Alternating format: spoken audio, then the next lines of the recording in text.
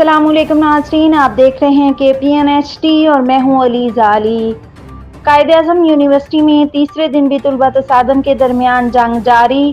Hostel میں روم allotment سے شروع ہونے والے جھگڑے میں اب تک 20 سے زائد طلبہ زخمی ہو گئے۔ یونیورسٹی انتظامیہ نے پولیس طلب کر لی، جو کہ زخمیوں کو پولی کلینک میڈیکل لے گئی۔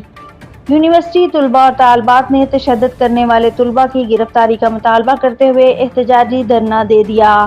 پنجاب طلبہ کونسل نامی تنظیم کے سینکڑوں طلبہ نے کشمیری طلبہ کو تشدد کا نشانہ بنایا۔